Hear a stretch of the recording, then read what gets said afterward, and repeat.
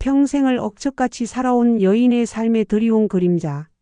그 그림자는 가장 소중히 여기던 아들이 데려온 금쪽 같은 복덩이로부터 시작되었다. 새벽 5시.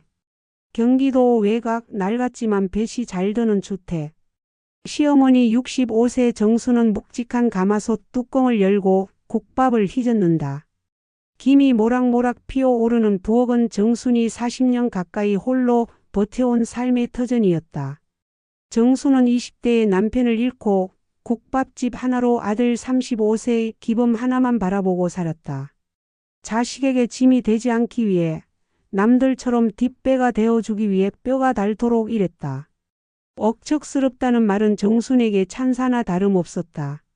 그 억척스러움 덕분에 아들은 번듯한 회사원이 되었고 마침내 결혼까지 하게 된 것이다. 아이고 우리 아들 시집 장가 잘 가서 내 팔자도 피는가 했더니 정수는 습관처럼 주름진 손등을 어루만지며 피식 웃었다. 이제 그녀의 사전에 일은 없었다. 국밥집은 적고 아들 부부의 행복한 모습을 보는 것이 그녀의 유일한 낙이었다. 아들 기범이 32세 소영을 데리고 온 것은 2년 전이었다. 소영의 첫인상은 정순의 마음에 금세 안착했다. 소영은 눈웃음이 예쁘고 행동거지가 조신했다.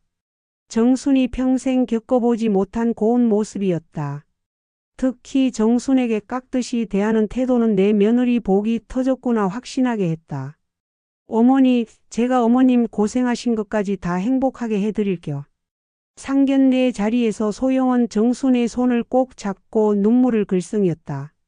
그 순간 정순은 소영을 금쪽 같은 복덩이로 여겼다. 평생 억척스럽게 산 자신의 삶에 하늘이 보낸 선물이라고 믿었다. 결혼 준비는 일사천리로 진행됐다. 정수는 소영이 원하는 대로 최고급 아파트 전세금을 마련해 주었고 혼수도 넉넉하게 챙겨주었다.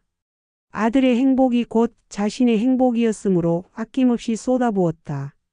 결혼 후 6개월. 정수는 매주 아들 내외의 집에 찾아가 살림을 도왔다. 처음 한두 번은 소영이 극구 사양했지만 정수는 내가 회사를 다니니 당연히 내가 해야지라며 손사래를 쳤다. 문제는 그때부터였다. 어머니 이런 스낵 냄비는 이제 누가 써요? 다이소에서도 안 팔겠다. 어느 날 정순이 공국을 끓이려고 시어머니에게 물려받아 아끼던 무쇠 냄비를 꺼내자 소영이 눈살을 찌푸리며 말했다. 스낵이라는 경멸 어린 단어와 촌스럽다는 듯한 말투에 정순의 가슴이 덜컥 내려앉았다. 이거 내 시할머니가 쓰시던 거다. 얼마나 깊은 맛이 우러나는데. 깊은 맛도 좋지만 위생도 중요하죠. 버리세요. 제가 예쁜 걸로 다시 사드릴게요. 버리세요. 소영의 말투에는 망설임이나 존중이 없었다. 정순의 억척스러운 세월이 고스란히 묻어있는 물건들, 그녀의 역사가 담긴 모든 것이 소영에게는 촌스러운 구시대의 잔재일 뿐이었다. 소영은 집안 살림에도 철저히 무관심했다. 정순이 며느리 집에 가서 반찬을 만들어 놓으면 소영은 그것을 일주일 내내 꺼내 먹었다. 정순이 내가 좋아하는 반찬 좀 만들어 볼까? 하고 물으면 소영은 늘 환한 미소로 대답했다. 어머니, 뭘 또 힘드시게 저희는 그냥 배달시켜 먹을게요. 어머니 손은 쉬어야죠. 며느리의 말은 겉으로는 정순을 위하는 듯 했지만 정순은 그 미소 뒤에 숨겨진 무관심을 읽어냈다. 소영에게 시댁은 청소해야 할 대상도 요리해야 할 대상도 아니었다. 단지 그녀의 시간을 방해하는 부속품 같았다. 정순은 아들에게 이 미묘한 위화감을 조심스레 말했다. 기범아, 소영이가 우리 옛날 물건을 영 못마땅해 하는 것 같다. 혹시 내 눈에는 안 보이니? 엄마 또 시작이네. 소영이가 얼마나 바쁘게 사는데. 요즘 누가 옛날 냄비 쓰냐고. 엄마, 소영이는 엄마가 편하게 쉬었으면 해서 그러는 거야. 제발 소영이한테 흠집 내려는 것 좀 그만해. 아들은 단호했다. 아들에게 소영은 여전히 곱고 착한 아내였고 어머니는 사사건건 트집 잡는 억척스러운 시어머니일 뿐이었다. 아들의 외면에 정수는 입을 다물었다. 세상에서 가장 믿고 사랑했던 아들마저 자신을 이해해주지 못할 때 외로움은 뼈저렸다. 어느 주말 정수는 며느리에게 전달해줄 김치를 들고 예고 없이 아들 집에 방문했다. 초인종을 눌러도 대답이 없자 정수는 현관 비밀번호를 누르고 들어섰다. 소영아, 김치 갖다 놨다. 거실은 텅 비어 있었고 며느리의 방 쪽에서 작은 목소리가 들려왔다. 그때 그 놈들. 아니, 상관없어. 난 지금 안전해. 여긴 내 발목 잡을 사람 없어. 그 돈은 내가 알아서 할 테니까 넌 시키는 대로만 해. 소영은 누군가와 통화 중이었다. 정수는 순간 소름이 돋았다. 소영의 목소리는 평소 정순 앞에서 보였던 애교 많고 상냥한 목소리가 아니었다. 차갑고 날카롭고 단호했다.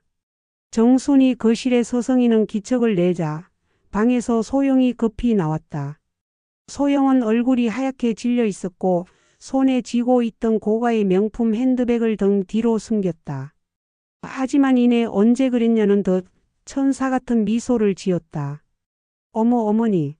갑자기 오셨어요? 제가 전화하려 했는데. 저희는 지금 막 백화점에 나가려던 참이었어요. 소영은 자연스럽게 정순의 손을 잡고 현관으로 이끌었다. 아니, 무슨 통화를 그렇게. 아, 회사 일 때문에요. 요즘 워낙 일이 많아서요. 죄송해요, 어머니. 저희 얼른 나갔다 와서 맛있는 거 사드릴게요. 소영의 능숙한 거짓말에 정순은 더 이상 캐묻지 못했다. 하지만 정순의 눈은 소영이 등 뒤로 숨겼던 핸드백에 달려있던 정순은 한 번도 본 적 없는 낯선 명품 액세서리를 기억했다. 그리고 방금 전 통화 속에서 들었던 차가운 목소리, 그리고 알 수 없는 단어들.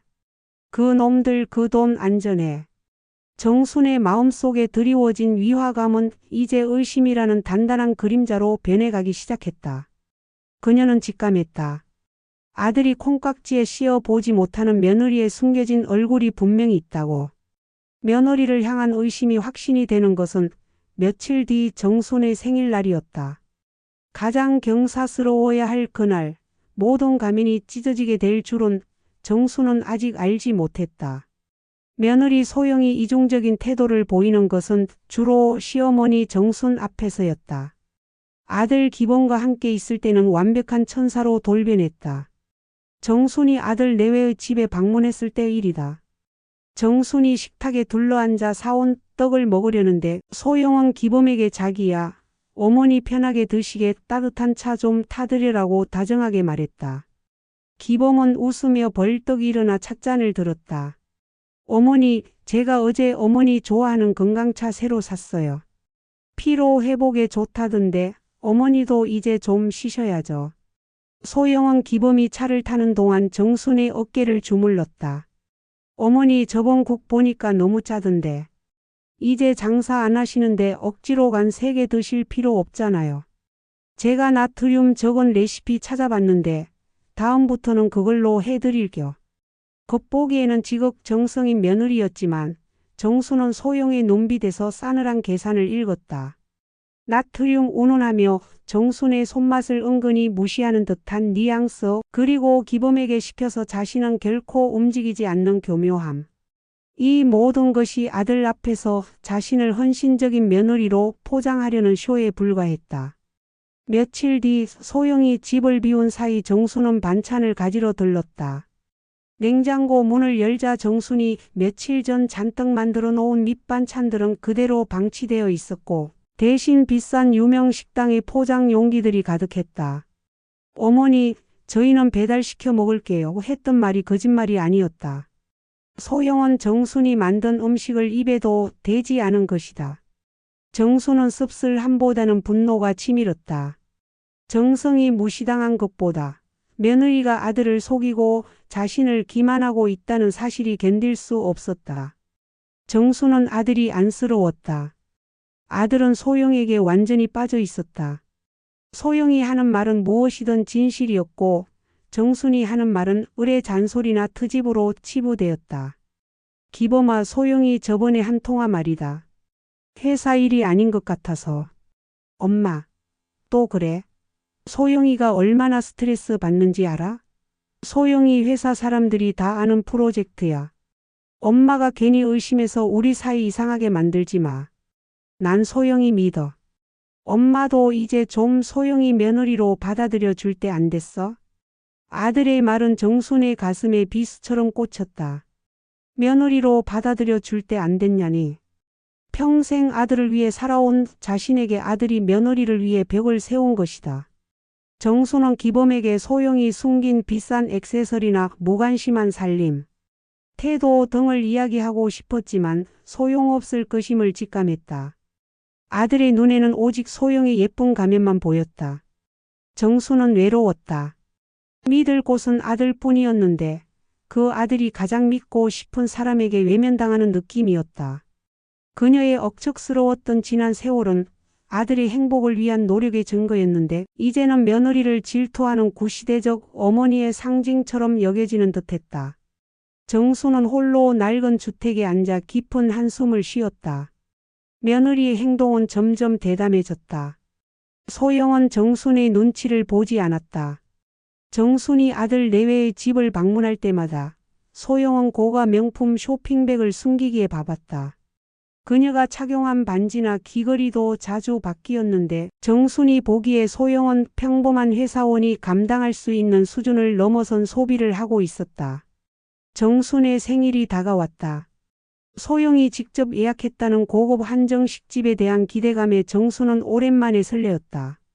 어머니, 제가 아주 힘들게 예약했어요. 거기 셰프님이 손맛이 기가 막히대요. 어머님 드실 거니까 당연히 최고로 모셔야죠. 소영은 생일 선물로 정순에게 최고급 수분 크림을 선물하며 웃었다. 정순은 그 순간만큼은 소영의 진심을 믿고 싶었다. 어쩌면 소영이 자신을 미워하는 것이 아니라 그저 가치관이 다를 뿐이라고 애써 생각했다. 하지만 생일 전날 정순은 우연히 소영의 책상 위에서 켜진 태블릿을 보게 되었다. 소영이 검색했던 화면은 다름 아닌 해외 고급 콘도 분양 사이트였다. 정순이 다가가자 소영이 황급히 화면을 껐지만 정순의 눈에는 분명히 비싼 가격표와 외국 휴양지의 모습이 들어왔다. 평범한 회사원 부부가 갑자기 해외 고급 콘도를 검색할 이유가 무엇일까? 게다가 소영은 정순에게 해외여행은 꿈도 못 꾼다며 늘 바쁜 척을 해왔었다. 정순의 가슴은 다시 싸늘하게 식었다. 소영은 여전히 자신에게 많은 것을 숨기고 있었다. 그리고 그 숨겨진 진실은 정순의 행복한 상상을 부수고 있었다. 드디어 정순의 생일 당일.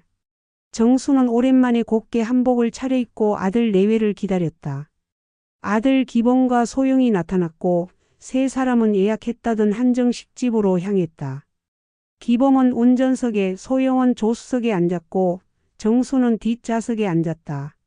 목적지에 거의 다다랐을 무렵 소영이 갑자기 당황한 표정을 지었다. 자기야, 왜 예약 문자가 안 왔지? 이상하다. 소영은 휴대폰을 뒤적였다. 소영아, 왜? 무슨 일이야? 기범이 걱정스레 물었다. 미안해, 자기야. 혹시 내가 예약 날짜를 착각했나 봐. 오늘이 아니라 다음 주 토요일로 예약했네. 아이고, 어떡하지, 어머니, 죄송해요. 소영은 눈을 동그랗게 뜨고 연기에 가까운 죄책감을 표현했다. 기범은 당황했지만 이내 소영을 감쌌다. 괜찮아, 괜찮아. 어머니, 미안해요. 소영이가 요즘 바빠서 정신이 없었나 봐요. 어떡하지, 오늘 바로 들어갈 만한 데가 없을 텐데. 정순은 애써 미소를 지었다. 괜찮다, 얘들아. 뭘. 사람 사는 게 다 이런 거지. 하지만 정순의 마음은 편치 않았다. 평소에 그렇게 철저하고 빈틈없는 소영이 시어머니의 생일, 예약이라는 중요한 일을 실수했다는 것이 믿기지 않았다. 그럼 어쩌지? 그냥 집에 가서 배달이나 시킬까요? 기범이 머뭇거리자 정순은 나섰다. 아니다. 여기까지 나왔는데 뭐라도 먹고 들어가야지. 저 앞에 국밥집 있네. 우리 예전에 장사할 때 자주 갔던 곳이야. 거기 국밥 맛이 일품이다. 거기라도 가자꾸나. 고급 한정식집 대신 허름한 국밥집으로 가는 길. 소영의 얼굴에는 순간적으로 짜증과 혐오감이 스쳐 지나갔다. 정수는 그 표정을 놓치지 않았다. 소영이 억지로 마지못해 국밥집 문을 열고 들어섰다. 키키한 돼지 국밥 냄새가 소영의 코를 찔렀다. 그리고 문이 열리는 순간 카운터에 앉아있던 국밥집 주인 아주머니가 소영을 보자마자 굳어졌다. 아주머니의 얼굴은 순식간에 분노와 경악으로 물들었고 손에 쥐고 있던 뚝배기를 놓칠 뻔했다. 당신. 아주머니의 입에서 나온 한마디가 정순과 아들 부부의 정적을 갈랐다. 드디어 숨겨진 진실이 발화되는 순간이었다. 허름한 국밥집 안 돼지국밥 특유의 구수한 냄새마저 사라진 듯했다. 국밥집 주인 50대 후반 아주머니의 얼굴은 경악을 넘어선 분노로 일그러져 있었다. 그녀의 시선은 오직 며느리 소영에게만 박혀 있었다. 소영은 방금 전까지의 당황한 표정을 지우고 얼굴이 흑빛으로 변했다. 그녀의 눈빛에는 순간적으로 극도의 경계심과 함께 날카로운 정오심이 스쳐 지나갔다. 아주머니 무슨 착각하신 거 아니에요? 저희는 국밥 먹으러 온 손님인데요. 기범이 당황하여 상황을 중재하려 했지만 아주머니는 기범의 말을 무시했다. 아주머니는 카운터에서 성큼 걸어 나와 소영의 코앞에 섰다. 그녀의 목소리는 떨렸지만 단호했다. 착각은 무슨 착각? 당신 그 얼굴 내가 수천 번도 더 봤어. 10년 전에 전국을 발칵 뒤집어 놓은 그 사기꾼 황금 여우라 불리던 김소영 맞지? 정순의 귀가 울렸다. 황금 여우. 사기꾼. 10년 전 전국을 뒤집은. 정순은 믿을 수 없어 소영을 돌아봤다. 소영은 눈을 부릅뜨고 아주머니를 노려봤다. 그녀는 평소 정순 앞에서 보이던 상냥하고 곱던 모습이 아니었다. 맹수와 같았다. 하지만 이내 그녀의 눈빛이 스르륵 바뀌었다. 눈물이 그렁그렁 고이며 고통스러운 피해자 연기가 시작되었다. 아주머니 대체 저한테 왜 이러세요? 저는 김소영이 아니에요. 저는 그냥 평범한 회사원이고. 평범? 평범한 회사원이 명품 시계 차고 사람 등쳐먹고 돌아다녀. 내가 이 얼굴을 어떻게 잊어. 내 언니가 당신네 다단계에 걸려서 집안이 풍비박산 났는데 당신 때문에 내 언니가 지금 어디서 뭘 하는 줄 알아. 아주머니는 분노에 차 소영의 팔을 붙잡으려 했다. 나요. 이거 놓으라고요. 소영은 비명을 지르며 팔을 뿌리쳤다. 충격에 빠져 얼어붙어 있던 아들 기범이 마침내 움직였다. 하지만 그의 분노는 국밥집 아주머니가 아닌 진실을 폭로한 아주머니를 향했다. 아주머니, 당장 그만하세요. 이게 무슨 무례예요? 어머니 생일날 누굴 사기꾼으로 몰아붙여요. 기범은 소영을 자신의 뒤로 숨기며 아주머니를 강하게 밀쳤다. 소영은 기범의 등 뒤에 숨어 흐느끼기 시작했다. 자기야, 나 너무 무서워. 정말 아무것도 몰라. 저 사람이 왜 나한테 이러는지. 소영의 눈물 연기는 기범의 맹목적인 사랑에 기름을 부었다. 기범은 소영을 보호해야 한다는 사명감에 휩싸였다. 엄마, 얼른 사과하고 여기서 나가. 소영이한테 무슨 짓이야, 이게. 기범은 정순을 돌아보며 오히려 소리쳤다. 정순은 아들의 눈에서 자신에 대한 신뢰는커녕 깊은 원망과 짜증을 읽었다. 정순이 눈으로 저 여자 말 들어봐. 저 여자가 하는 말이 사실일지도 몰라라고 호소했지만 기범은 이미 소영의 눈물에 완전히 속아 넘어간 상태였다. 기범아, 잠시만. 아주머니 말이. 정순이 아주머니에게 다시 말을 걸려는 찰나 소영이 끼어들었다. 어머니, 저 사람 말 들을 필요 없어요. 제가 이전에 회사에서 횡령당할 뻔한 걸 신고한 적이 있어요. 그때 같이 일하던 사람의 가족인가 봐요. 저한테 복수하려고 이러는 거예요. 어머니, 제발 저 믿어주세요. 소영의 설명은 억지스러웠지만 상황을 회피하기에는 완벽했다. 기범은 즉시 고개를 끄덕였다. 맞아, 엄마. 소영이가 예전에 그런 일 당했었잖아. 아주머니, 저희는 더 이상 얘기 안 하겠습니다. 경찰 부르기 전에 여기서 그만하세요. 결국 정수는 아들의 강압에 의해 국밥집을 나와야 했다. 기범은 소영을 부축하며 차에 태웠고 내내 소영을 달래주기에 바빴다. 차 안은 무거운 침묵과 소영이 가짜 울음소리로 가득했다. 정수는 뒷좌석에서 넛이 나간 채 창밖을 바라봤다. 정순의 생일날 며느리의 실수가 아닌 며느리의 진짜 과거가 터져 나왔다. 그리고 가장 믿었던 아들은 며느리의 치밀한 거짓말에 속아 어머니를 향해 등을 돌렸다. 집에 도착하자마자 기범은 정순에게 싸늘하게 말했다. 엄마, 나 실망했어. 소영이가 얼마나 힘들어하는지 알면서 엄마는 왜 자꾸 소영이한테 상처 주는 사람 편을 들어? 기범아, 너는 정말 저 여자를 믿니? 너는 방금 아주머니의 눈을 못 봤니? 그건 복수심이 아니라. 그만해, 엄마. 제발 소영이 흠집 내려는 거 그만 좀 해. 오늘 어머니 생일이고. 뭐고 난 소영이 옆에 있을 거야. 엄마도 이젠 좀 쉬어. 기범은 소영을 데리고 방으로 들어가 버렸고 문은 닫혔다. 정수는 홀로 텅 빈 거실에 남겨졌다. 아들에게조차 외면당한 정순의 좌절감은 그녀의 억척스러운 삶을 통째로 부정당하는 고통이었다. 정수는 무너질 것 같았다. 하지만 그녀의 억척스러움은 좌절로 끝나지 않았다.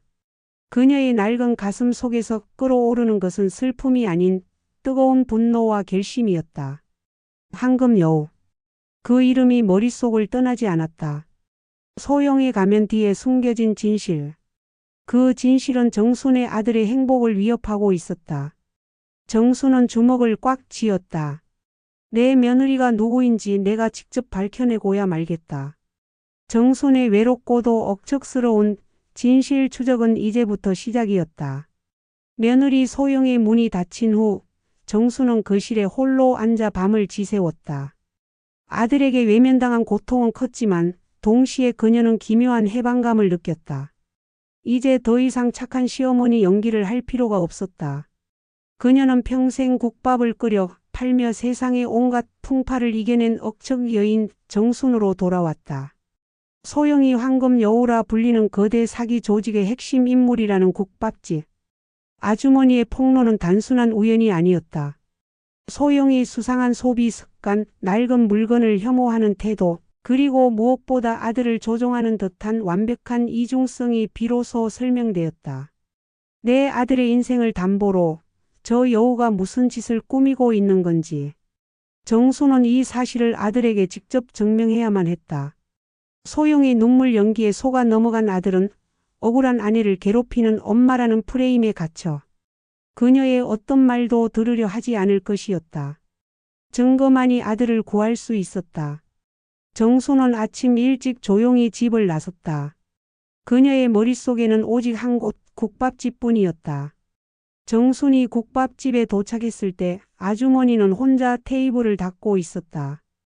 아주머니의 얼굴은 여전히 전날의 격앙된 감정이 남아있는 듯 창백하고 지쳐 보였다. 아주머니, 어제 정말 죄송했습니다. 제가 바로 그 여자의 시어머니 되는 사람입니다. 정순이 고개를 숙이자 아주머니는 놀란 눈으로 정순을 쳐다봤다. 시어머니시군요. 어쩐지 눈빛이 닮았다고 생각했습니다. 그 여우한테 속아 넘어가는 눈빛. 아주머니의 목소리에는 비난이 서려 있었다. 정순은 아주머니의 힐난을 피하지 않았다. 맞습니다. 저는 평생 아들 하나만 보고 살았는데 그 여자의 가면 뒤에 완전히 속았습니다. 하지만 이제 아닙니다. 저는 그 여자가 누구인지, 아주머니가 겪으신 일이 무엇인지 전부 알고 싶습니다.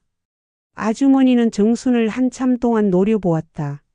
그리고 깊은 한숨을 쉬며 정순에게 구석 테이블에 앉으라고 권했다. 아주머니의 이름은 민경.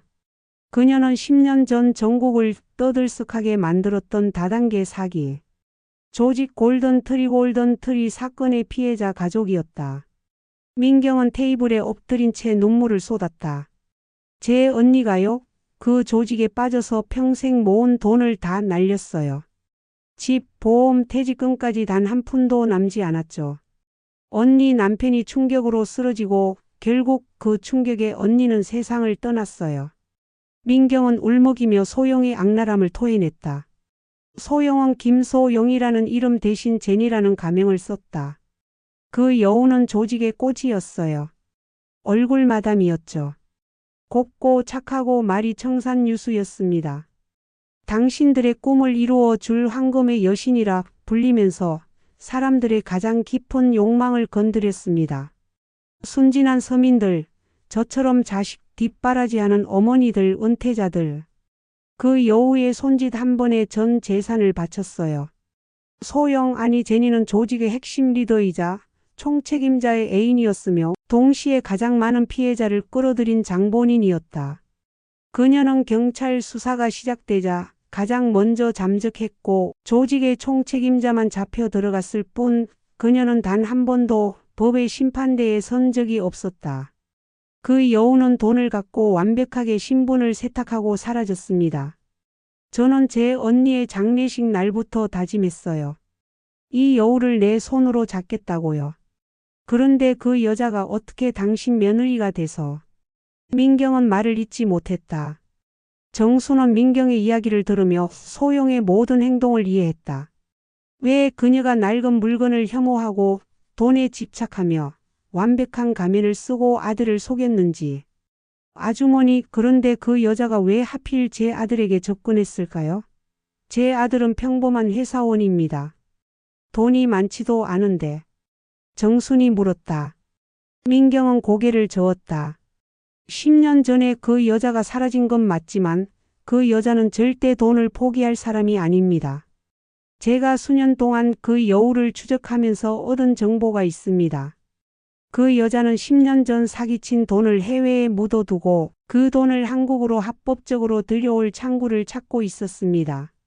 민경은 정순에게 아주 중요한 사실을 알려주었다. 소영이 최근 기범을 설득해 기범의 명의로 소규모 투자법인을 설립하도록 했다는 것이다. 그 여자는 아마 당신 아들의 명의와 깨끗한 신분을 이용해 해외에 숨긴 검은 돈을 마치 해외 투자금인 양 세탁해서 국내로 가져오려고 할 겁니다. 당신 아들은 그저 돈을 옮겨줄 도구에 불과합니다. 정순의 심장이 얼어붙었다. 아들이 단순한 피해자가 아니라 범죄의 공범으로 이용당할 위기에 처해 있었다. 정순은 자리에서 벌떡 일어났다. 아주머니, 저 아주머니와 손을 잡겠습니다. 저는 이제 이 여우를 잡을 겁니다. 내 아들을 위해서. 민경은 정순의 결의에 찬 눈빛을 보았다. 억척스럽게 살았던 정순의 세월이 응집된 강인하고 결연한 눈빛이었다. 좋습니다. 저도 이 싸움을 혼자 하기에 너무 지쳤습니다. 제가 아는 모든 피해자들, 그리고 제가 모은 모든 정보를 당신에게 드리겠습니다. 정순과 민경은 뜨거운 눈빛을 교환했다. 한 명은 피해자 가족, 한 명은 시어머니. 이 두 억척스러운 여인은 이제 황금 여우의 가면을 완전히 벗길 위험하고 고독한 추적을 시작하게 되었다. 정순은 민경 아주머니 민경과 손을 잡은 뒤 가장 먼저 며느리의 집을 목표로 삼았다. 소영은 평소 집안일을 무시했지만 그녀의 방만큼은 항상 완벽하게 잠겨 있었다. 정순은 그 방에 소영의 비밀이 숨겨져 있을 것이라 확신했다. 정순은 아들 기범이 출근하고 소영이 외출한 틈을 타 아파트에 들어섰다. 며느리의 방 문고리를 잡는 손이 떨렸지만 아들을 구해야 한다는 생각에 망설임을 버렸다. 다행히 소영은 방문을 완전히 잠그지 않고 살짝 걸어두는 습관이 있었다. 정순은 방 안을 조심스럽게 둘러봤다. 침실은 화려했고 값비싼 의류와 액세서리로 가득했다. 그런데 책상 아래 소영이 평소 잘 들고 다니지 않던 낡은 여행용 캐리어가 눈에 띄었다. 조심스럽게 캐리어를 열자 정순은 숨을 멈췄다. 캐리어 안에는 옷 대신 두꺼운 서류 가방이 들어있었다. 서류 가방을 열자 정순은 경악했다. 안에는 수많은 영문 서류와 함께 알 수 없는 코드가 적힌 암호 장부, 그리고 해외은행 계좌 명세서로 보이는 종이들이 가득했다. 특히 정순의 눈을 사로잡은 것은 A사 용지 한 장이었다. 깨끗한 글씨로 한국어와 영어가 섞여 적혀 있었다. K-법인 설립 완료. 대표이사 기범. 해외 피펀드 자금 세탁 구조. 제니소영 감독. 입금 시기 기범 생일 직후. 이것은 소영이 민경에게 설명한 대로 아들 기범을 이용해 검은 돈을 세탁하려는 치밀한 계획이었다. 소영은 아들을 사랑해서 결혼한 것이 아니라 아들의 명의를 이용하기 위해 접근했던 것이다. 정순의 눈에선 분노의 눈물이 흘렀다. 정순은 서둘러 휴대폰 카메라를 꺼내 가장 중요한 서류들을 촬영했다. 특히 기범의 이름과 피펀드 자금 세탁이 명시된 문서를 여러 각도로 찍었다. 정순은 확보한 증거를 들고 민경을 만났다. 민경은 사진을 보자마자 놀라움을 금치 못했다. 이거예요. 이 피펀드. 10년 전 그 여우가 돈을 숨겼다는 페이퍼 컴퍼니 관련 자금일 겁니다. 김소영이 아직도 제니라는 이름을 쓰고 있다는 증거도 확보됐고요. 정순은 민경에게 기범의 명의로 법인이 설립되었다는 사실을 전했다. 며칠 전에 기범이가 무슨 투자를 한다면서 저한테 큰 소리로 허락을 구하더라고요. 소영이가 옆에서 우리 미래를 위한 것이라고 부추겼는데 그게 이 법인 설립이었군요. 민경은 심각한 얼굴로 말했다. 문제는 입금 시기입니다. 기범 씨 생일 직후라면 소영이 계획대로 곧 엄청난 규모의 돈이 그 법인으로 흘러들어 온다는 뜻이에요. 일단 돈이 들어오면 기범 씨는 되돌릴 수 없는 공범이 됩니다. 정순은 절망했다. 시간이 없었다. 정순은 소영이 이 계획을 실행하기 전에 막아야 했다. 민경은 과거 골든트리 사건의 피해자 모임에 대해 정순에게 알려주었다. 그들 중에는 소영의 사기 수법을 너무나 잘 알고 소영에게 직접 당했던 사람들도 있었다. 정순 씨, 이제 우리 혼자가 아닙니다. 이 여우에게 당한 사람들은 모두 당신의 아들을 구하고 싶어 할 겁니다. 우리는 이 정보를 이용해 소영의 과거 피해자들을 모아 진실 추적팀을 만들어야 합니다. 정순은 아들과 며느리의 집 주변을 며칠간 미행했다. 소영은 완벽하게 회사에 출근하는 듯 보였지만 퇴근 시간이 훨씬 지난 저녁 늦게까지 수상한 장소에 머무르는 경우가 잦았다. 어느 날 저녁, 정순은 소영이 고급 오피스텔 지하 주차장으로 들어가는 모습을 포착했다. 정순은 숨어 기다렸고 한참 후 소영이 한 중년 남성과 함께 주차장에서 나오는 것을 발견했다. 그 남성은 소영에게 깍듯하게 대했다. 소영은 그 남자에게 돈이 든 것으로 보이는 서류 봉투를 건넸고 남자는 허리를 굽혀 감사 인사를 했다. 소영은 평소 정순 앞에서 보이던 미소 대신 냉정하고 군림하는 듯한 표정을 짓고 있었다. 이번 일 실수 없이 처리해. 내 돈은 단 한 푼이라도 손해보는 거 못 봐. 네, 제니 사모님. 곧 입금 서류 정리해서 보고 드리겠습니다. 남자는 소영을 제니 사모님이라고 불렀다. 정순은 급히 멀리서 이 장면을 영상으로 촬영했다. 소영이 아직도 제니라는 이름으로 외부 조직과 관계를 맺고 있다는 결정적인 증거였다. 그 중년 남성은 소영의 충실한 공범일 가능성이 높았다. 정순은 그 남자를 추적하기 시작했다.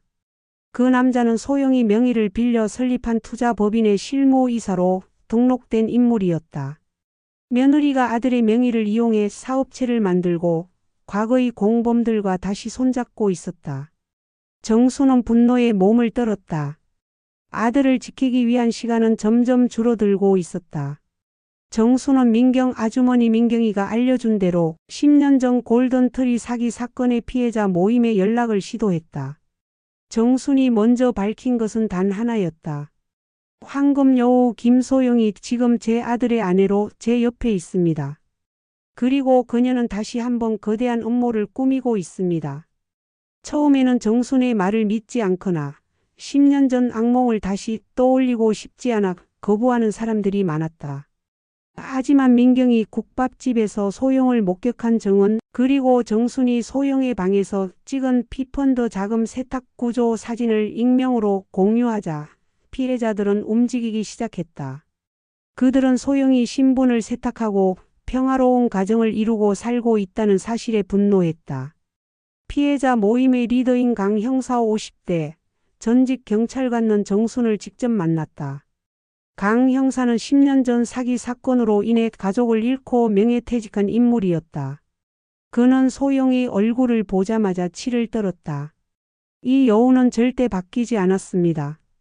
당시에도 그녀는 가장 약한 사람들의 마음을 파고들었습니다. 그녀의 목표는 늘 돈이었고 남을 파멸시키는 데 죄책감이 없었습니다.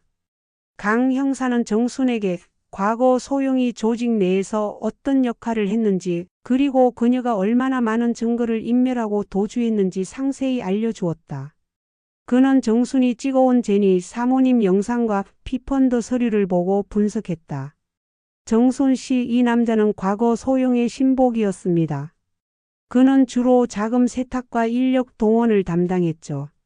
소영이 이 남자를 다시 고용했다는 건 이번 건은 단순한 횡령이 아니라 10년 전보다 더 큰 규모의 자금 세탁일 가능성이 높습니다. 정순은 매일 밤 아들 기범과 소영이 잠든 후에 홀로 강 형사와 민경을 만났다. 그녀는 며느리의 일거수일투족을 관찰하고 보고했다. 한편 아들 기범은 여전히 소영에게 푹 빠져 있었다. 그는 어머니 정순을 노골적으로 피했다. 엄마, 소영이는 회사가 너무 바쁘대. 당분간 우리 집 근처에는 오지 말아줘. 정순은 아들의 차가운 말에도 굴하지 않았다. 그녀는 아들을 잃는 한이 있더라도 그가 범죄의 나락으로 떨어지는 것을 막아야 했다. 어느 날 기범은 소영과 함께 정순을 찾아왔다. 소영은 평소보다 더욱 상냥하고 헌신적인 며느리 연기를 했다. 그녀는 정순에게 명품 코트를 선물하며 말했다. 어머니, 제가 그 국밥집 사건 때문에 얼마나 마음고생이 심했는지 아시죠? 이제 그만 오해 풀고 저희 세 사람 행복하게 지내요. 어머니, 혹시 그 국밥집 아주머니하고 연락하세요? 소영의 눈빛은 선한 척했지만 그 내면에는 정순이 민경과 접촉했는지 확인하려는 날카로운 경계심이 담겨 있었다. 정순은 담담하게 거짓말했다. 아니, 다시는 그런 사람하고 엮일 일 없다. 이제 너희들 신경 안 쓰마. 소영은 안심한 듯 미소를 지었고 그 미소는 정순에게 내가 어머니를 완전히 속였다는 승리의 메시지처럼 느껴졌다. 정순은 속으로 피눈물을 흘리면서도 소영을 속이는 이중 생활을 계속했다. 강 형사와 민경, 정순으로 이루어진 진실 추적팀은 소영이 새로 설립한 법인과 해외 피펀드 간의 자금 흐름을 추적했다. 강 형사는 10년 전 소영이 빼돌린 돈의 규모와 그녀가 이 돈을 세탁하여 한국에서 합법적인 재산으로 둔갑시키려는 계획의 세부 내용을 파악했다. 소영은 단순한 사기꾼이 아니었다. 그녀는 돈 세탁 전문가였으며 기범의 명의는 이 거대한 돈의 합법적인 통로가 되는 것이었다. 이 법인으로 500억이 넘는 자금이 들어올 예정입니다. 그리고 그 돈은 들어오자마자 국내의 합법적인 투자처로 순식간에 분산될 겁니다. 그렇게 되면 기범 씨는 이 돈의 최종적인 합법적 소유자가 되는 겁니다. 범죄 조직의 돈을 자기 명의로 받는 것. 이는 곧 횡령죄와 자금 세탁죄의 공범이 되는 겁니다. 강 형사가 말했다. 민경은 며칠 후가 기범의 생일이라는 사실을 상기시켰다. 소영이 일부러 기범 씨 생일 직후를 D-데이로 잡았을 겁니다. 기범 씨에게는 생일 선물이라며 이 자금이 성공적으로 유치되었다고 속이고 본인은 뒤에서 돈을 빼돌릴 완벽한 시점이죠. 시간이 절실했다. 이제 정순에게 남은 것은 결정적인 증거를 확보하여 아들의 생일이 파멸의 날이 되기 전에 모든 것을 막는 것뿐이었다.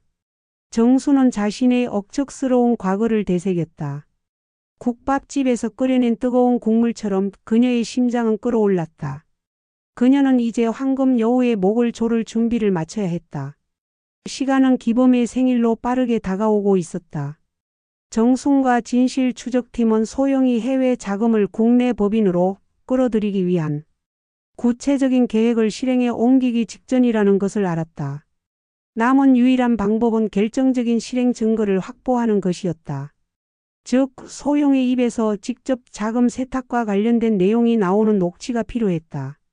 강 형사는 정순에게 초소형 녹음 장치를 건네며 위험한 임무를 제안했다. 소영이 혼자 있거나 은밀하게 통화할 때를 노려야 합니다. 가장 안전한 장소는 소영의 방입니다. 자금과 관련된 중요한 통화는 반드시 그 방에서 이루어질 겁니다. 정수는 아들 내외가 잠든 새벽 시간 조심스럽게 방에 들어갔다. 이전처럼 문이 완전히 잠겨있지 않기를 바라며 문고리를 돌렸다. 다행히 소영은 습관대로 문을 살짝 걸어두었을 뿐이었다. 정수는 가슴을 졸이며 소영의 방에 들어섰다. 소영은 깊은 잠에 빠져 있었다. 정수는 서둘러 책상 밑 소영이 숨겨뒀던 서류 가방 근처에 녹음 장치를 숨겼다. 손은 떨렸지만 그녀의 눈빛은 흔들림이 없었다. 아들을 구해야 한다는 절박함이 그녀의 모든 두려움을 삼켰다. 이틀 후 정수는 강 형사와 민경과 함께 녹음 파일을 확인하기 위해 만났다. 길고 지루한 녹음 파일 속에서 마침내 소영의 목소리가 들려왔다. 이번에는 아들 앞에서 보이던 천사 같은 미소가 완벽하게 지워진 차가운 제니의 목소리였다. 녹음은 소영이 해외의 누군가와 통화하는 내용이었다. 소영 제니. 그래, 최종 서류는 다 끝냈어. 내일 밤 11시 기범의 법인 계좌로 자금 520억을 분산해서 입금해. 이번엔 절대 꼴이 잡히면 안 돼. 내 남편 명의로 깨끗하게 합법화시키는 게 목표야. 상대방 목소리. 네, 제니. 그 돈은 안전하게 인출해서 당신이 지정한 부동산으로 다시 투자될 겁니다. 그럼 회장님에게 보고하겠습니다. 소영제니 회장. 아직도 그 늙은이 타령이야? 그 돈 이제 완전히 내 돈이야. 그 멍청한 남편은 내가 몇 마디만 하면 나한테 홀딱 넘어가지. 그저 내 돈을 옮겨주는 운반책 역할만 충실히 해주면 돼. 나는 이제 평생 편하게 살 거야. 억척스러운 시어머니? 그 여자도 내가 적당히 달래주면 돼. 녹취 파일을 듣는 내내 정수는 몸이 굳어 움직일 수 없었다. 520억. 그리고 멍청한 남편 운반책. 소영은 아들을 사랑하는 것이 아니라 범죄에 이용하기 위해 결혼했다는 사실이 그녀의 입으로 직접 증명되었다. 민경은 분노에 떨었고 강 형사는 증거를 확보했다는 안도감과 분노가 뒤섞인 표정이었다. 정순 씨 해냈습니다. 이게 바로 결정적인 증거입니다. 소영이 직접 자금 세탁 계획과 남편을 이용하려는 의도를 밝혔어요. 이 녹취 파일과 서류 사진만 있으면 경찰도 움직일 수 있습니다. 정수는 증거를 확보했지만 경찰에 신고하기 전에 아들에게 먼저 진실을 알려야 한다고 생각했다. 사랑하는 아들이 하루아침에 범죄자의 공범이 되는 것을 막고 싶었다. 그날 저녁 기범이 퇴근하자 정수는 조용히 그를 불렀다. 기범아, 엄마가 할 말이 있다. 내가 믿지 않겠지만 반드시 들어야 해. 내 아내 소영이 너를 속이고 있어. 정수는 소영의 방에서 찍은 피펀드 서류 사진과 녹취 파일을 기범에게 보여주었다. 기범은 처음에는 무관심하게 사진을 보다가 520억 운반책이라는 단어를 듣자마자 얼굴이 굳어졌다. 하지만 그 굳어짐은 진실에 대한 충격이 아니었다. 엄마, 이제 하다 도청까지 해. 기범은 핸드폰을 던지듯 테이블에 내려놓았다. 그의 눈은 분노로 이글거렸다. 그는 어머니의 노력이나 진실의 무게를 보지 못하고 어머니가 아내를 괴롭히기 위해 사생활을 침해했다는 사실에만 집중했다. 소영이가 얼마나 힘들어했는지 알잖아. 엄마는 왜 자꾸 우리 가정을 파탄내려는 거야? 소영이가 엄마 앞에서 얼마나 노력했는데. 기범아, 제발 정신 차려. 저 여자는 너를 사랑하는 게 아니라 내 명의를 이용하려는 거야. 너는 내일 밤 520억 자금 세탁의 공범이 될 거라고. 거짓말하지 마. 소영이는 나한테 우리 노후를 위한 투자라고 했어. 엄마, 나는 소영이 믿어. 엄마가 소영이를 질투해서 미워하는 거 이제 너무 잘 알겠어. 엄마, 나 이제 엄마한테 정말 실망했어. 기범은 절규했다. 그는 정순의 손에 들린 결정적인 증거를 보려 하지 않았다. 사랑하는 아내의 눈물 연기, 그리고 소영이 만들어낸 질투심. 많은 시어머니라는 프레임이 아들의 눈을 완전히 가린 것이다. 아들에게까지 외면당한 정수는 완전히 좌절했다. 그녀는 세상에서 가장 사랑하는 아들을 눈앞에 두고도 그를 구할 수 없었다. 이제 정순에게 남은 마지막 선택지는 하나뿐이었다. 그래, 기범아. 내가 내 아내를 믿는다면 엄마는 엄마가 할 일을 할게. 이제부터는 엄마의 방식대로 할 수밖에 없구나. 정수는 조용히 핸드폰을 챙겨 그 자리를 떠났다. 아들의 파멸의 날이 오기까지 남은 시간은 단 하루였다. 아들에게 완전히 외면당한 정수는 더 이상 지체할 시간이 없었다. 기범의 생일, 즉 검은 돈 520억이 입금될 예정인 D-Day는 바로 다음 날 밤이었다. 정수는 망설임 없이 강 형사와 민경을 만났다. 제 아들이 저를 믿지 않습니다. 하지만 이제는 그럴 여유가 없어요. 저는 제 아들을 범죄자로부터 그리고 범죄의 늪으로부터 구해낼 겁니다. 강 형사는 정순이 가져온 녹취 파일, 피펀드 서류 사진, 그리고 소영의 공범 영상을 정리하여 경찰청 진흥범죄수사대에 제출했다. 강 형사의 전직 경찰관 경력이 도움이 되었다. 서류는 소영의 과거 사기 전력과 현재의 자금 세탁 정황을 완벽하게 연결하고 있었다. 경찰은 소영의 혐의가 매우 심각하다고 판단했으나 해외 자금 세탁 조직의 꼬리를 잡기 위해서는 자금이 입금되는 현장에서 체포하는 것이 가장 중요하다고 말했다. 자금이 법인 계좌에 들어오는 순간 증거가 명확해지기 때문이다. 정순과 강 형사, 그리고 민경은 경찰과 함께 작전을 짰다. 내일 밤 자금이 입금되는 시점인 밤 11시경에 들이닥쳐 소영과 그녀의 공범을 현행범으로 체포하기로 했다. 정순의 계획을 모르는 소영은 완벽하게 승리에 도취되어 있었다. 그녀는 아들 기범에게서 어머니를 완벽하게 떼어냈다고 생각했다. 그날 밤 소영은 기범에게 말했다. 자기야, 어머니가 좀 섭섭하게 하셔도 이해해. 어머니도 나이가 드셔서 예민하신 거야. 그래도 난 어머니를 사랑해. 그리고 내일 우리 둘만의 미래가 시작될 거야. 소영은 기범의 투자법인과 해외 피펀드 간의 송금 서류를 최종적으로 점검했다. 그녀는 화장대 앞에서 웃었다. 10년 만에 드디어 제니의 돈이 합법적인 재산으로 돌아오는 것이다. 그리고 그녀는 이 모든 공로를 멍청한 운반책인 남편 기범에게 돌리고 그를 이용해 평생 편안하게 살 계획이었다. 소영은 자신의 치밀함에 만족했다. 시어머니 정수는 억척스러울 뿐 지나간 과거를 추적할 능력이 없는 늙은 국밥집 아줌마일 뿐이라고 치부했다. 그녀는 정순이 국밥집 아주머니 민경과 손잡았을 가능성조차 상상하지 못했다. 당일 저녁, 기범의 생일을 축하하기 위해 세 사람은 집 근처의 레스토랑에서 조촐하게 식사를 했다. 소영은 그 어느 때보다 상냥하고 다정했다. 자기야, 내일 자금 유치건 성공하면 우리 근사한 곳으로 여행 가자. 어머니도 모시고 갈까? 소영은 정순에게도 완벽하게 친절했다. 정순은 소영의 가식적인 미소를 보며 속이 뒤집혔다. 정순은 아들의 눈을 바라보았다. 그는 행복해 보였다. 그는 내일 밤 무슨 일이 벌어질지 전혀 모르고 있었다. 기범아, 정순이 어렵게 입을 열었다. 엄마는 내가 내 아내의 겉모습에만 속지 않았으면 좋겠다. 진짜는 시간이 말해주는 법이다. 소영은 정순의 말에 잠깐 눈빛이 흔들렸지만 이내 미소로 덮었다. 어머니, 무슨 말씀이세요? 제가 기범이한테 진심이라는 거 이제 아셔야죠.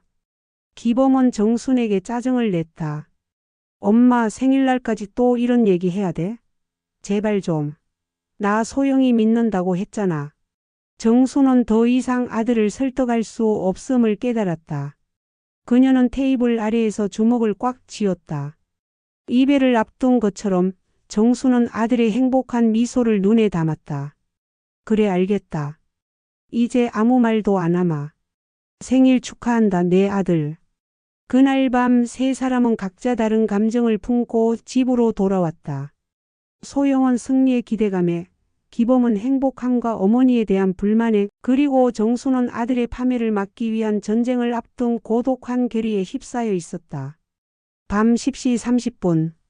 경찰과 민경, 강 형사가 아파트 주변에 은밀히 잠복하기 시작했다.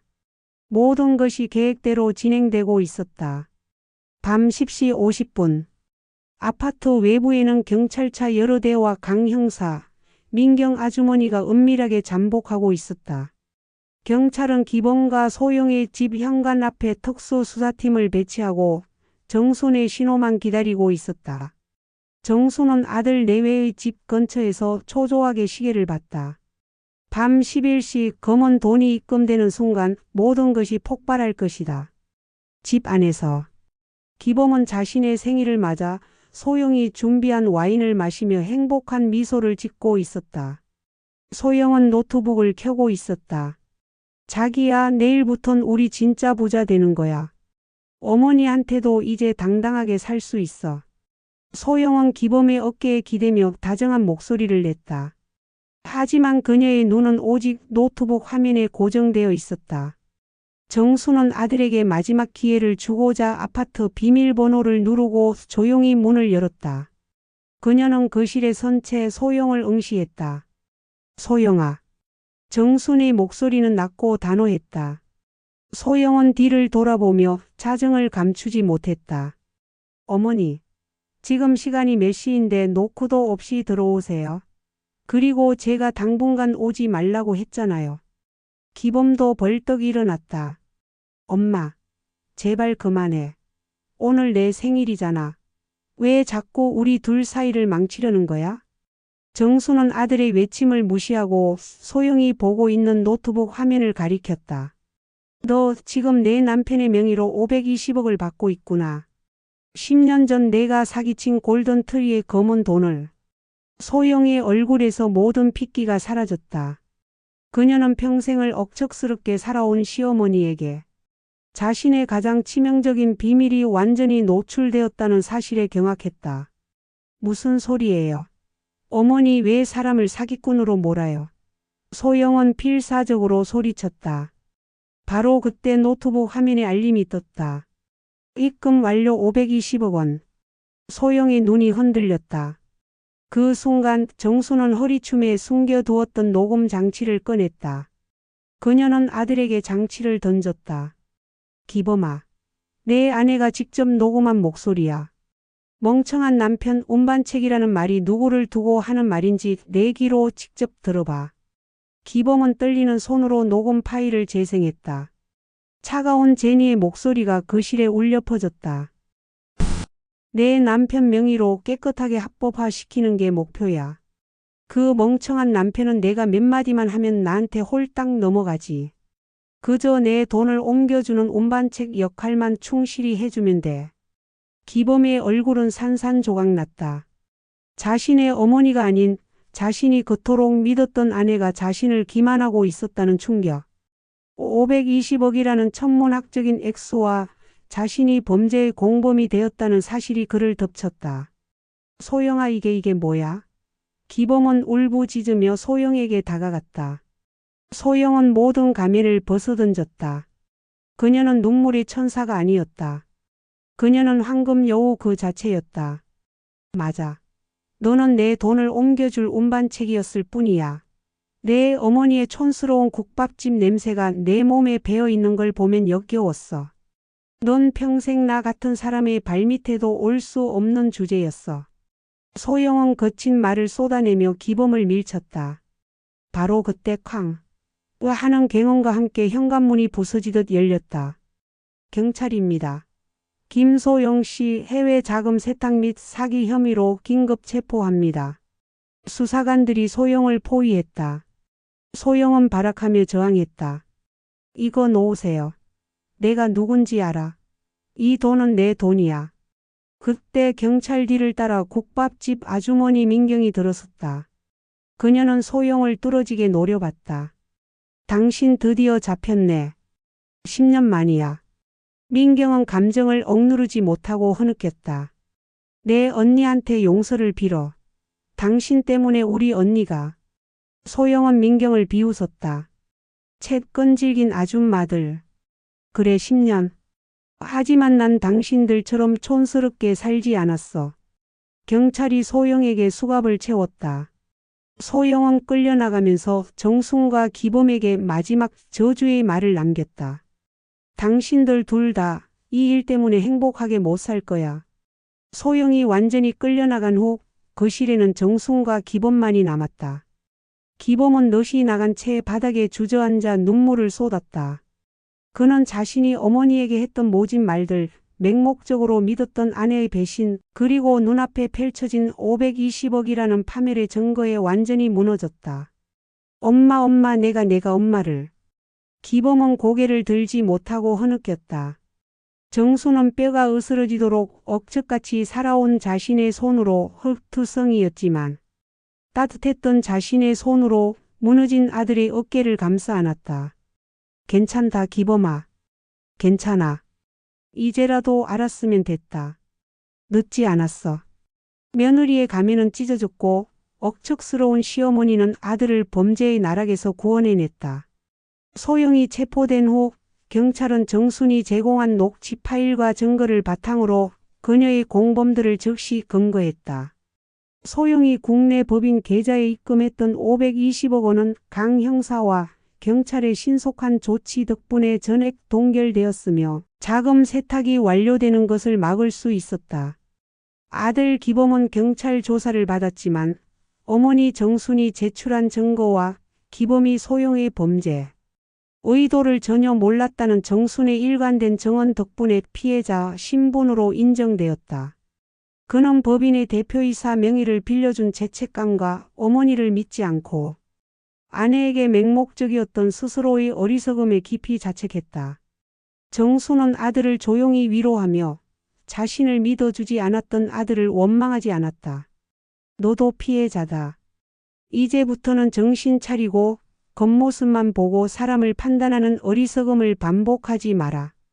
민경 아주머니와 과거 골든트리 사건의 피해자들은 소영의 체포 소식에 눈물을 흘렸다.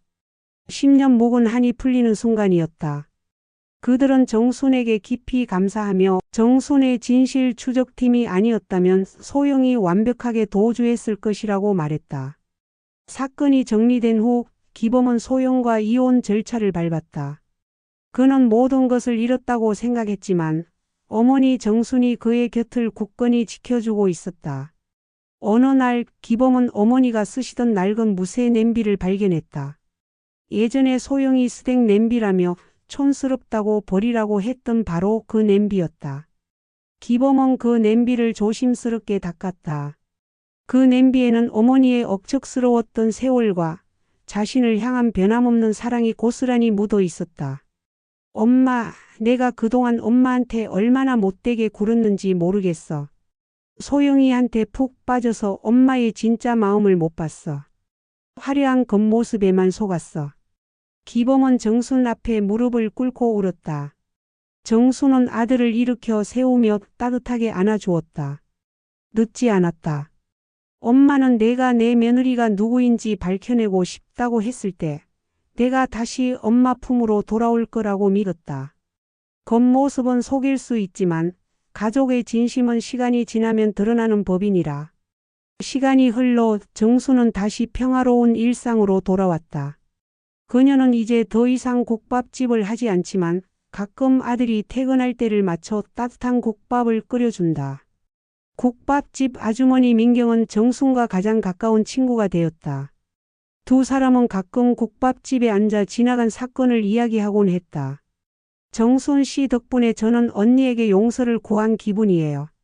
10년 동안 절 괴롭히던 악몽이 사라졌어요. 민경이 말했다. 정순은 국밥 그릇을 닦으며 조용히 미소 지었다. 평생을 억척같이 살아온 여인 정순. 그녀의 삶은 며느리의 거짓된 미소에 의해 잠시 흔들렸으나 그녀의 억척스러움은 결국 진실을 밝히는 힘이 되었다. 겉모습에 속지 마십시오. 화려한 가면은 언제든 찢어질 수 있습니다. 진짜는 시간이 말해줍니다. 진정한 사랑과 가족의 신뢰는 가장 허름하고 낡은 곳에 가장 억척스러운 모습으로 숨겨져 있기 때문입니다. 사건이 마무리되고 몇 달이 흘렀다. 소영은 10년 전 사기 행각과 더불어 남편을 이용한 거액의 자금 세탁 혐의로 중형을 선고받았다. 그녀가 끌어들이려던 520억 원의 검은 돈은 국고로 환수되거나 피해자들에게 일부 환원될 예정이었다. 정수는 자신의 옛 국밥집 자리에서 민경과 함께 작은 모임을 가졌다. 10년 전 골든트리 사기 사건의 피해자들과 가족들이었다. 그들은 정순에게 고마움을 표하기 위해 모였고 정순의 억척스러운 용기가 수많은 가정을 파탄냈던 악녀의 가면을 벗겼다는 사실에 감사했다. 정순 씨, 당신이 아니었다면 우리는 영원히 정의를 실현하지 못했을 겁니다. 당신의 억척스러운 진심이 우리를 구했어요. 강 형사가 대표로 정순에게 꽃다발을 건넸다. 정순은 웃으며 꽃다발을 받았다. 억척스럽다는 말이 오늘따라 제일 좋네요.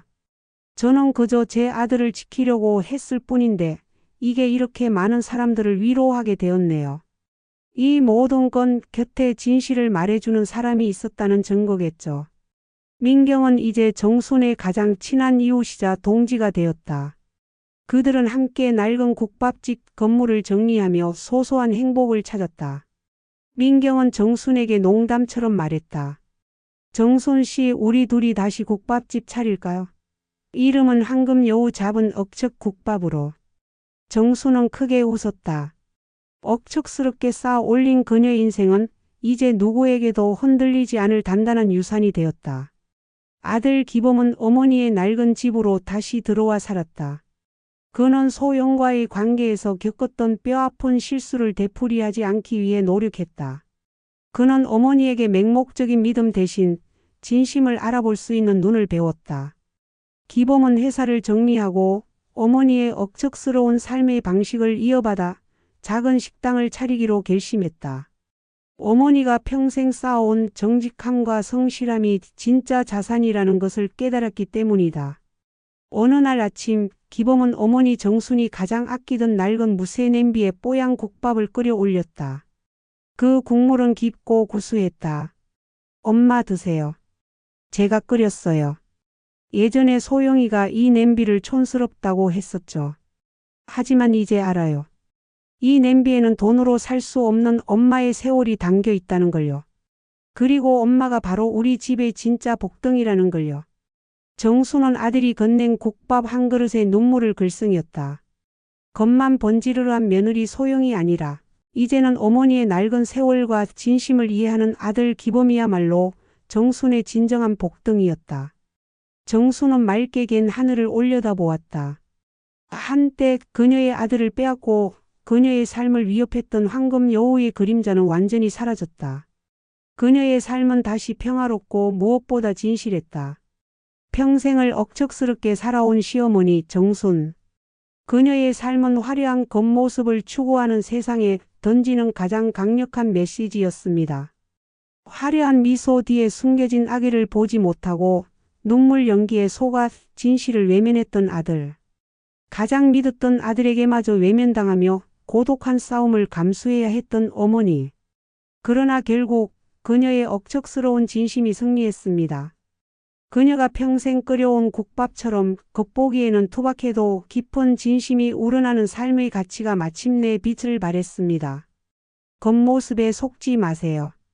겉모습에 속아 가장 소중한 사람을 외면하는 우를 범하지 마세요. 진짜는 결국 시간이 말해줍니다. 그리고 그 시간 속에서 변치 않는 억척스러운 진실만이 여러분의 인생을 지켜줄 가장 강력한 무기가 될 것입니다. 사건 발생 후 1년. 아들 기범은 회사를 완전히 정리하고 어머니 정순이 평생 장사했던 낡은 국밥집 자리에 새로운 식당을 열었다. 가게 이름은 진심국밥. 메뉴는 단출하게 어머니의 레시피 그대로 맑고 깊은 국밥 하나였다. 개업날 강 형사와 민경 아주머니를 비롯한 진실 추적팀 사람들이 모두 찾아와 축하해 주었다. 식당 한쪽 벽에는 정순이 평생 억척스럽게 써온 낡은 무쇠 냄비가 장식되어 있었다. 소영에게 스낵 냄비라며 촌스럽게 취급당했던 그 냄비는 이제 이 가족의 정직한 역사를 상징하는 가장 소중한 보물이 되었다. 기범은 손님들에게 국밥을 내주면서 말했다. 저희 국밥은 화려한 기교는 없지만 깊은 맛이 납니다. 진심을 담아 끓였거든요. 그는 이제 겉모습에 현혹되지 않았다. 정순의 억척스러운 세월과 진심이 녹아든 국밥이야말로 어떤 명품이나 화려한 투자 계획보다 가치 있다는 것을 깨달은 것이다. 정순은 카운터에 앉아 아들의 모습을 흐뭇하게 바라보았다. 아들은 더 이상 어머니의 간섭을 피해 숨거나 아내의 거짓말에 눈이 멀지 않았다. 단단하고 성숙한 진정한 가장의 모습이었다. 수감된 소영은 끝까지 자신의 죄를 인정하지 않았다. 그녀는 법정에서 정순과 민경에게 복수를 다짐하는 듯한 정오의 눈빛을 보냈으나 그녀의 혐의가 명백했기에 중형을 피할 수 없었다. 10년 전의 범죄까지 모두 합쳐 소영은 이제 평생을 감옥에서 썩어야 할 처지가 되었다. 그녀가 잃은 것은 돈이나 자유만이 아니었다. 그녀의 황금 여우라는 가면은 영원히 파렴치한 사기꾼이라는 오명으로 대체되었다. 화려함을 추구했던 그녀는 가장 촌스럽다고 무시했던 진심과 억척에 의해 몰락한 것이다. 민경은 가끔 소영의 뉴스 기사를 보며 말했다. 돈과 거짓으로 쌓은 성은 결국 모래성일 뿐이더라고요. 진정한 억척은 남을 등쳐서 쌓는 게 아니라 정직하게 땀 흘려 쌓는 것에서 나오는 거였어요. 정수는 이제 완전히 은퇴했다. 그녀는 손주를 안고 아들이 끓여주는 진심 국밥을 먹으며 평화로운 노년을 보냈다. 그녀의 억척스러움은 사라지지 않았지만 그 성격은 이제 남을 의심하는 데 쓰이는 것이 아니라 아들의 새로운 삶을 묵묵히 응원하는 든든한 힘이 되었다. 그녀의 이야기는 마을에서 며느리의 가면을 벗긴 억척 시어머니 이야기로 전해지며 작은 교훈을 주었다. 정순의 억척은 단순히 고집이나 잔소리가 아니었습니다. 그것은 가족을 지키려는 숭고한 방어 기제이자 세상의 거짓에 맞서는 강인한 힘이었습니다. 겉모습이 화려한 사람에게 홀리지 마세요. 빠르게 돈을 벌게 해준다는 달콤한 유혹에 현혹되지 마세요. 가장 진실한 삶은 가장 억척스럽게, 가장 정직하게 땀 흘린 곳에 숨어 있습니다. 그리고 그 땀의 가치를 알아봐 주는 것이 진정한 사랑의 시작입니다. 정순의 삶처럼 당신의 삶도 결국 진실이 이기는 이야기가 될 것입니다.